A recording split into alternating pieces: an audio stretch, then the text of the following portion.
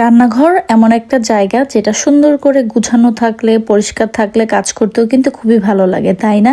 তো আমি সব সময় চেষ্টা করি যে আমার কিচেনটাকে খুব ভালোভাবে ক্লিন রাখতে। প্রতিদিন রান্নার পরেই দেখা যাচ্ছে যে চুলার যে এরিয়াটা থাকে ওইটা খুব ভালো করে সাবান দিয়ে আমি ক্লিন করে ফেলে, যাতে কোনো দাগ না পড়ে। এছাড়াও যখন আমি থালা বাসন ধুই, পুরা সিঙ্কটাকেও খুব সুন্দর করে লাস্টে সাবান দিয়ে ধুয়ে ফেলি, তাহলে আর পরবর্তীতে না আমার কোনো প্যারা হয় না। তাই আমি রেগুলারের কাজটা রেগুলারই করে ফেলি। দেখা যাচ্ছে যে কোথাও যদি ময়লা পড়ে যায় তাহলে জমা থাকতে থাকতে বেশ অনেক হয়ে যায় ময়লা, পরবর্তীতে সেগুলি ক্লিন করতে খুবই ঝামেলা হয়। আর যেহেতু আমার কিচেনের পুরা শেলফগুলি হচ্ছে সাদা কালার, তো সাদা কালার আরও বেশি সেন্সিটিভ। এগুলিকে রেগুলার যদি না পরিষ্কার করি তাহলে দেখা যাচ্ছে যে দাগ হয়ে যায়। তো উপরের শেলফগুলি আমি 2-1 দিন পর পরই ওগুলিকে ভালো করে ক্লিন করে নেই, আর এভাবে তো প্রতিদিন মোছা দেই। তো কিচেনটা সুন্দরভাবে যদি ক্লিন থাকে না তাহলে কাজ করতেও মনে একটা শান্তি লাগে। তাই আমি চেষ্টা করি যে প্রতিদিন রাতে খাবারের পরে পুরা কিচেনটা একদম ভালো করে গুছিয়ে নিতে, যাতে পরবর্তী দিন আমি রান্না করতে গেলে আমার আর খারাপ না লাগে। কারণ অগোছালো কিচেন আমার একদমই পছন্দ না, ঘরও না। তো আমার একদমই পছন্দ না। তো আমি টুকিটাকি সারাদিন কিছু না কিছু করতেই থাকি, কোনো না কোনোভাবে রুমগুলিকেও গুছাতে থাকি। তো এটা আমার একটা অভ্যাসই বলা চলে। আর নিজের সংসারের কাজ করব না তো কোথায় করব? তো সুন্দরভাবে গুছিয়ে রাখলে নিজের কাছেও বেশ ভালোই লাগে, স্বাচ্ছন্দ্য বোধ করি। ঘরে চলাফেরা করে বাচ্চারা থাকলে একটু নষ্ট করে, সাজাল তো এখন বড় হয়ে গিয়েছে, সাজাল তেমনভাবে কিছুই নষ্ট করে না। কিন্তু আজান যেহেতু একটু ছোট, হয়তো খেলনা ছড়িয়ে ছিটিয়ে রাখতেছে এক এক দিকে।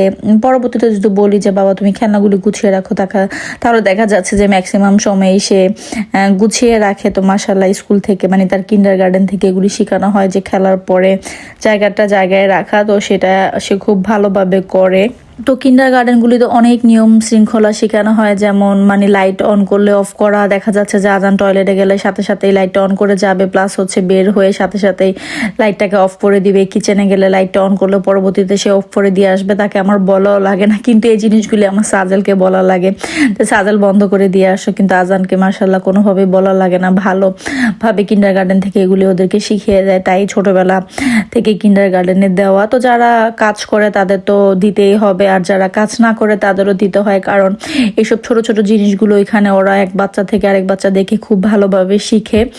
তো যাই হোক, আজকে কথা বলতে বলতে এদিকে রান্না প্রায় হয়ে গিয়েছে। এদিকে আমি আলুর টক রান্না করেছিলাম, আর রান্না করব হচ্ছে মূলা ভাজি, পাশাপাশি ওইদিকে একটু মুরগির পাখনা রান্না করেছিলাম। তো কথা বলতে বলতে সব রান্না প্রায় হয়ে এসেছে। লাস্টে আমি মূলা ভাজিটাকে বসিয়ে নিয়েছি, আর খাবারগুলি আমি সব বেড়ে নিচ্ছিলাম। আর এতগুলি তো পাখনা খাওয়া হবে না, তাই আমি একটা বাটিতে করে বেড়ে নিচ্ছিলাম, আর বাকিগুলি দেখা যাবে যে বক্সে করে রেখে দেওয়া হবে। একটু বেশি করে রান্না করলে সাজেল দেখা যাবে যে 2-1 দিন খেতে পারবে, তো তার জন্য একটু বেশি করে রান্না করলাম। আর এই মূলা ভাজিটা তো আমি বরাবরই বলি যে আমার কাছে খেতে খুব ভালো লাগে। তো বেশ অনেক দিন আগে এনেছিলাম, তো সেটাই আজকে ভাজি করতেছিলাম। তো অল্প একটু ছিল, সেটাই ভাবলাম যে করে ফেলি।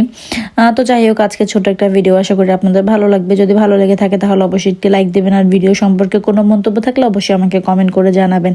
ফেসবুক থেকে দেখে থাকলে অবশ্যই ফেসবুক পেজটিকে ফলো করে দিবেন। ইউটিউব থেকে দেখে থাকলে অবশ্যই ইউটিউব চ্যানেলটিকে সাবস্ক্রাইব করে দিবেন। ভিডিওটি দেখতে দেখতে যদি ভালো লেগে যায় প্লিজ ভিডিওটিকে শেয়ার করে দিতে পারেন, যাতে অন্যান্য মানুষও দেখতে পারে। তো এদিকে রান্না শেষ, আমি খাবার টেবিলে দিয়ে দিয়েছি। ভাজিটা হলেই সব রান্না শেষ। পাশাপাশি আমি সকল কাজ একদম থালা বাসন সব ধুয়েও ফেলেছি, আর এখন শুধু চুলাটা মুছলেই হয়ে যাবে, সকল কাজ শেষ। তো এই তো টেবিলে খাবার দিয়ে দিয়েছি। কেমন হলো আজকে রান্না বান্না অবশ্যই কমেন্ট করে জানাবেন। তো আজকে এই পর্যন্তই। আসসালামু আলাইকুম, আল্লাহ হাফেজ।